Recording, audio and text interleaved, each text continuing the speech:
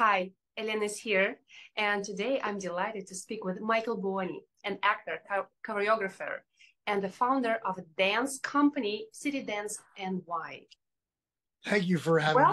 Welcome. Happy to have you. Thank you for enjoying joining me here today. Yes, I look forward to talking to you about my company and talking about my mission and just introducing you to myself and my passion for art, being creative and expressing. Pure expression, that's what the motto for my company, our logo. I love it. I love it. And so tell me what inspired you to become a dancer? Well, I was always interested in being creative and expressing myself. And I remember as a kid, my family had like amazing, amazing music. One of my aunts was a classical pianist, and my family had always been a patron of classical arts. Mhm. And so I was exposed to classical music and all the exciting dynamics and passion of these great classical musicians. And when you hear the music, it just inspired me to move, because movement, I feel, is the purest form of expressing yourself. And you singing is something that's a little more difficult if you don't sing, but movement is something that everybody can do. And I felt like I would always just remember jumping around and expressing myself to these great classical artists. And you're also an actor. So Yeah. does it help you in to act on camera and do stage work as well? Well, I feel like what's always driven me has been my need to express myself and express what's going on around me. And I felt like the difficulty of going through the process of the training and dancing and auditioning and the stress of having to perform really prepared me for the stresses of being an actor. They're similar, but they're different. Some of the things that are required in terms of like a professional dancer and a professional actor they're similar, like I said, but they're similar, but they're very different. And I feel like the hard work, the discipline, the dedication of dance prepared me for the rigor and really hard work of being an actor. I know you worked with many celebrities. So tell us some fun stories about you and your dance colleagues.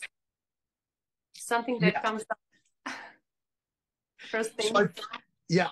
So I feel like I've worked in terms of dance. I mean, I certainly have worked with celebrities in the acting world. Very famous sports figures with different commercials I've done, movies, television shows. But in terms of the dance, I mean, dance is different because the celebrities of dance are just immemorable. I've worked with some of the greatest artistic directors who are now working in the profession. And I remember vividly their performances and their strength. One of my teachers, my first teacher, she was a Cuban woman, Ramona de Sa, and her sister was the director, world famous director of the Cuban National Ballet. So her name was Ramona de Sa. So Margarita de Sa in the ballet world is extremely famous. But in popular culture, people may not have heard of her.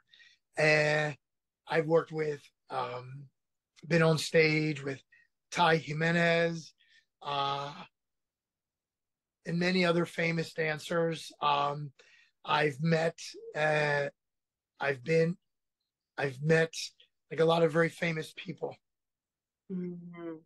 in the dance world. Not so many celebrities, I might say. Do you know some fun stories you can share? Like stories maybe which inspired you to continue dancing. Yeah. It's So I nothing feel like major. when I was a kid, one of the very first inspirations I ever had was Mikhail Baryshnikov. I don't know how I got the book. I must have picked it up at some kind of bookstore, and I saw the pictures, and he looked so strong, so amazing as a strong guy. And that's how I wanted to be. I wanted to be able to express myself with that strong muscularity, with the um, like a prince, like somebody that people would look up to, and that would be memorable in people's minds. And so he was really my biggest inspiration, even before I started dancing. Just the pictures of him, and just some of the movies. I think one of the movies, what was the movie that came out? Was it White Nights? The one that he was in with the tap dancer. Sorry, I don't remember. But he was a great inspiration for me. Wonderful. And yeah, I love inspiring stories. So it's more, if you remember through as we speak, if you remember more some fun stories, some sad stories, maybe some tragic stories, let us know. I like stories. So, Well, and what are some new exciting projects are you currently working on? Well, the whole City Dance New York started during the pandemic, so I was looking for an outlet for my creative impulses. I mean, I've always had wanted to have a legacy of writing, writing original programming of some sort. And with my background in dance and then my background in theater, once I moved to New York, I felt like I had unique skills and unique experiences that could bring something interesting to an art form. And telling stories has been something that I've always, I remember when I was a kid, I used to tell stories that were not even true just to get a reaction. First grade, Oh, Mike, why are you so sad? Well, this is the anniversary of my family.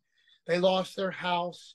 I lost my entire family in a tragic fire, and I was adopted, which was not true, but I like the drama of the story.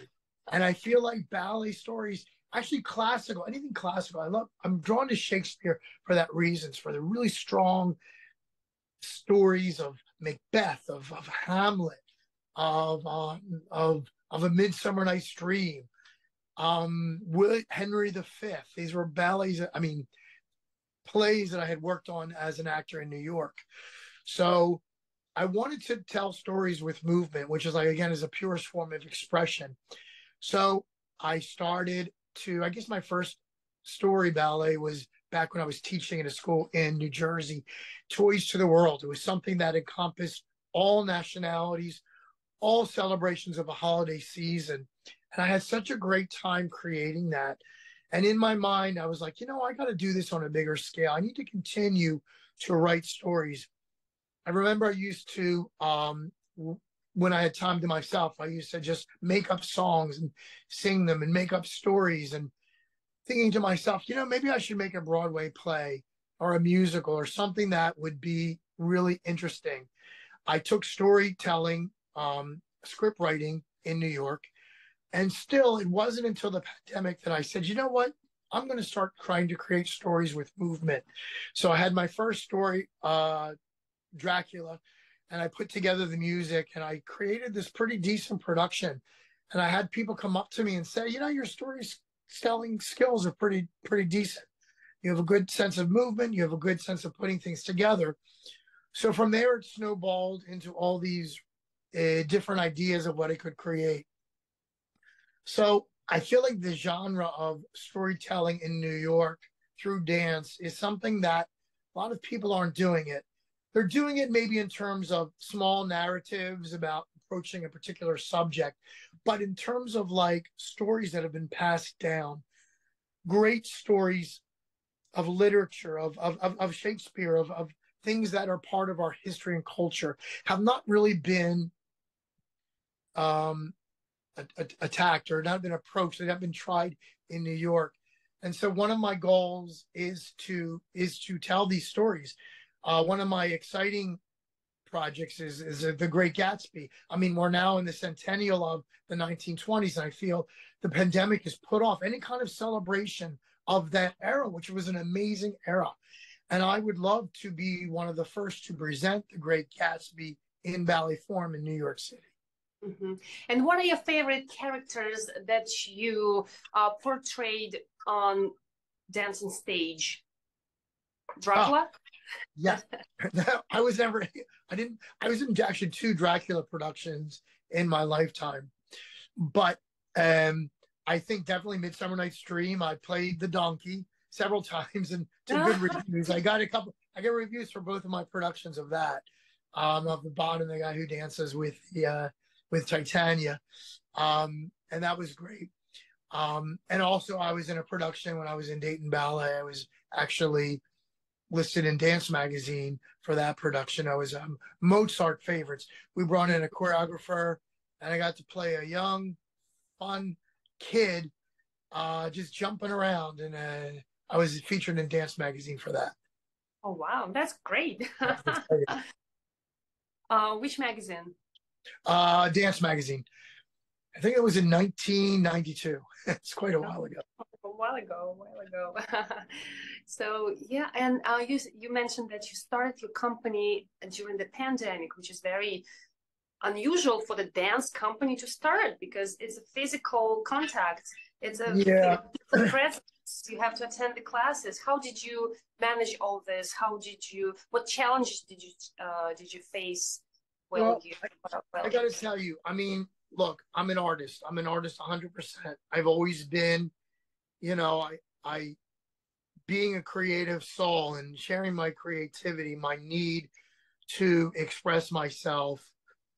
And I having been a dancer, I understood what that life was about. And then moving to New York and the struggles of trying to make it as an actor. So during the pandemic, I felt I devastated for the industry. Dancers, they work so hard. They're sort of like the hardest workers in terms of the artist, and they're the least compensated for all that hard work. I mean, you cannot just, an actor can practice in their house. A dancer can't practice without an audience, and they can't practice without a dance class in the specific space with the proper floor, with the proper warm up, especially classical dance. And I really felt a lot of empathy for all these hundreds of artists that didn't have work and weren't able to, that had worked so long to give the gift of dance and were not able to do it. So I had the skills of being able to bring that to life, and I wanted to give back. I wanted to create work for these artists. A lot of times people have dance careers and then they'll work so hard and they'll just step away from it because it's a very difficult field to make a living in, which sort of robs the younger people of the passion, because it leaves the profession.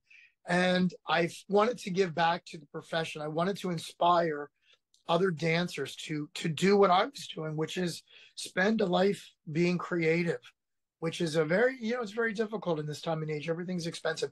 So the pandemic was a time to sit down and really work on stuff. I had a lot of time at home, and I just worked and worked and worked and came up with stories that I wanted to tell.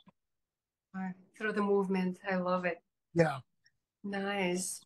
I saw those videos on your website. They're amazing. Those, from are you in all of those? Yeah, most of the videos that I created, they're mine. So I began my dance. I mean, I've been involved in dance pretty much for a very long time. I started out with arts and education. I'm a big proponent of bringing arts into the schools because it does a couple of things.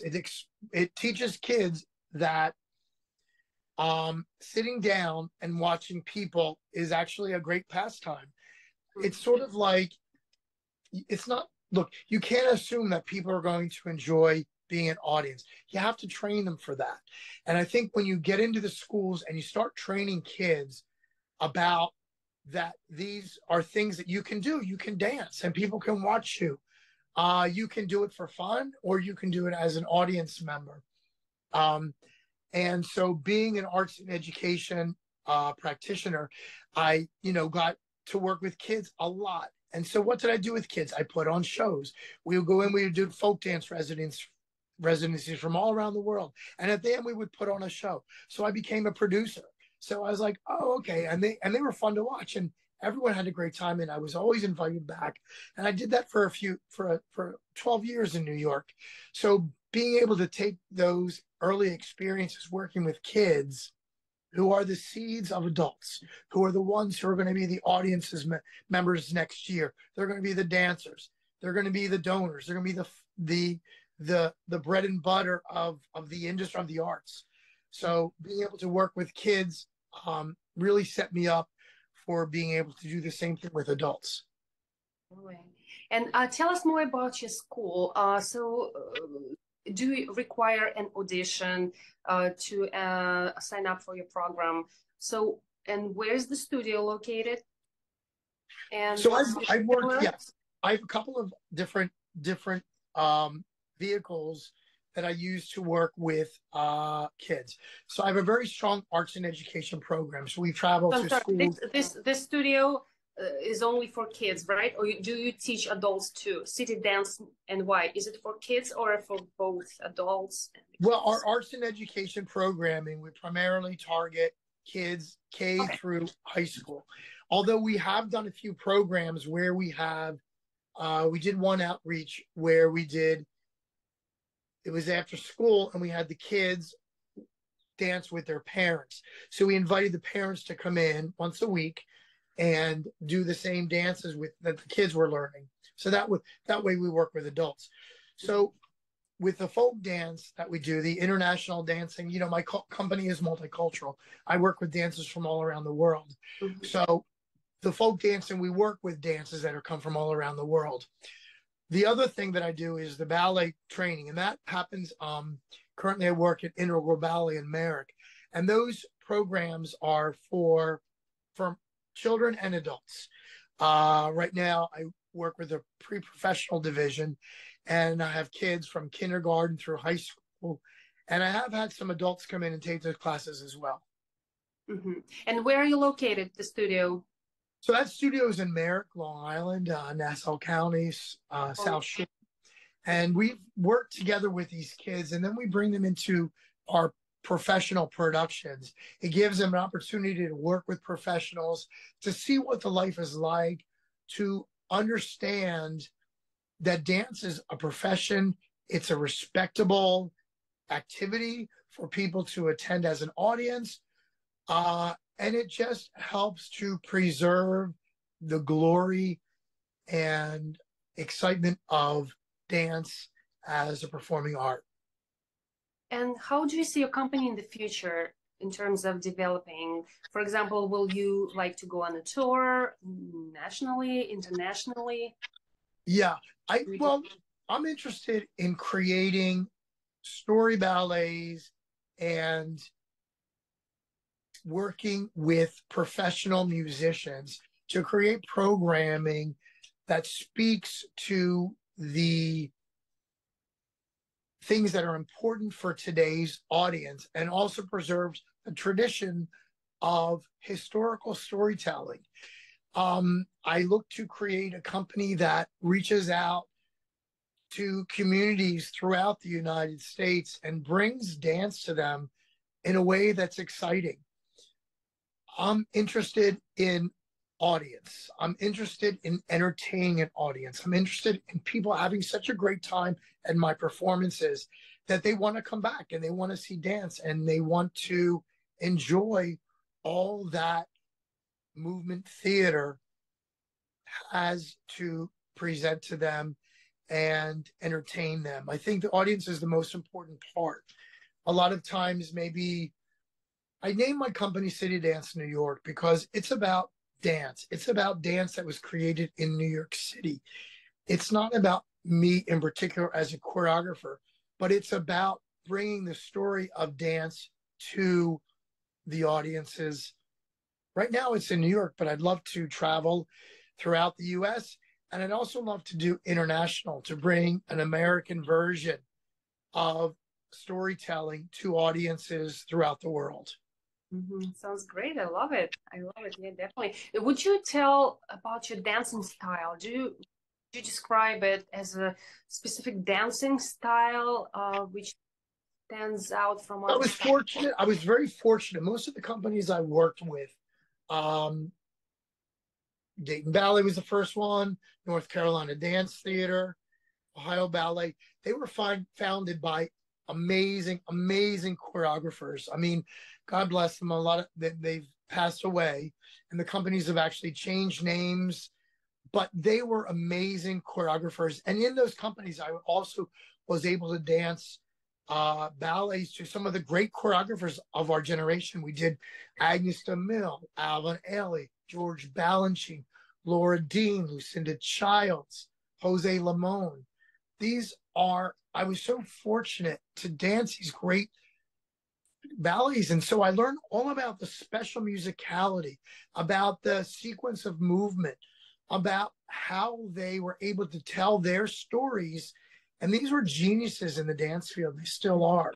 So as a choreographer, it gave me an opportunity to know what great choreography was like. So when I went on to choreograph, I had a real strong palette of color that I could draw from, those experiences, what made those ballets special. And so I used that to color how I created art. John Cranko's Romeo and Juliet. Had a small part in it, but being a part of it, seeing how the principal dancers worked with the story, how they brought the story to life, was able to allow me to create my full-length story ballets as well.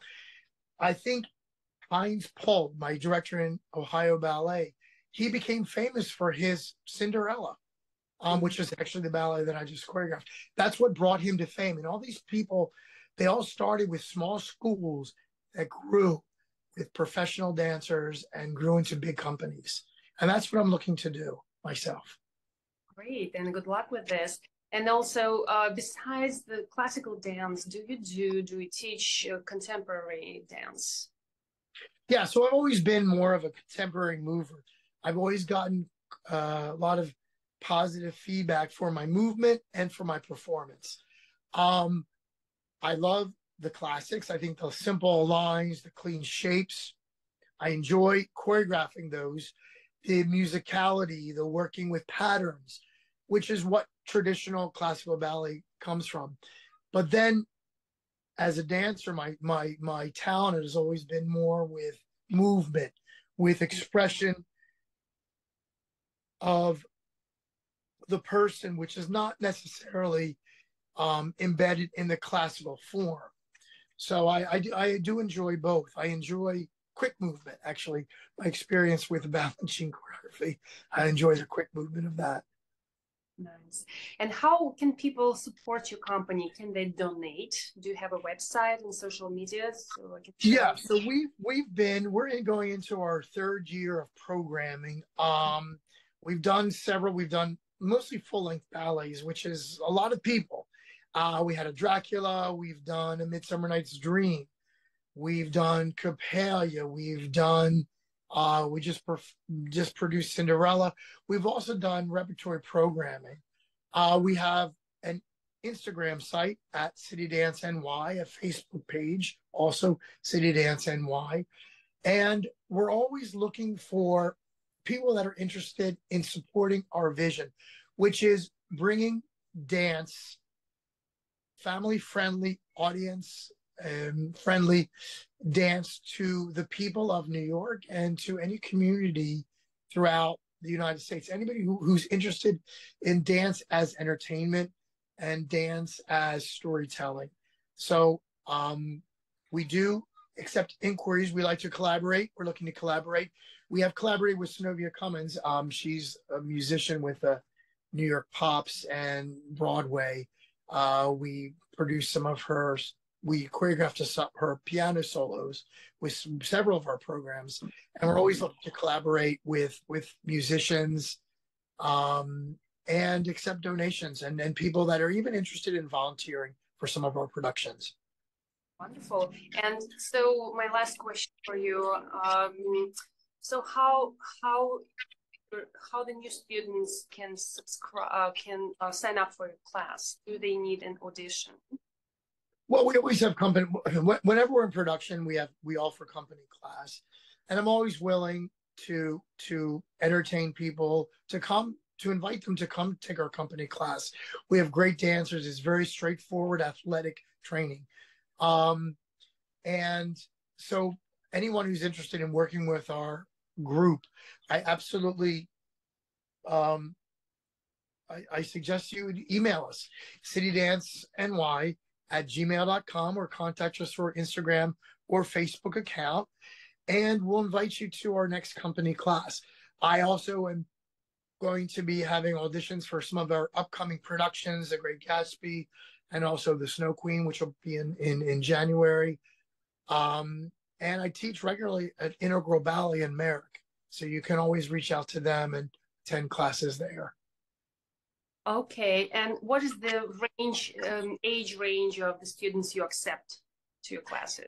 Well, we do any age. I mean, I feel that we have classes for beginners through advanced. I mean, I don't look as I look at bodies as dancers. So whether you're 80 or whether you're 7, you're there. You know, it's the body is the body. So we're open to everyone and everybody. Gotcha. So, okay. Well, thank you so much, Mr. Buoni, and I had a pleasure to talk to you today. Thank you very much for sharing giving me this. It was Elena with Boost Your Creativity and Bank Account with Elena, the podcast. So please like and subscribe so I can invite more creative and talented and successful people to this channel to share their work. My YouTube channel is EDC World Inc. Same Instagram, EDC World Inc. Have a nice day.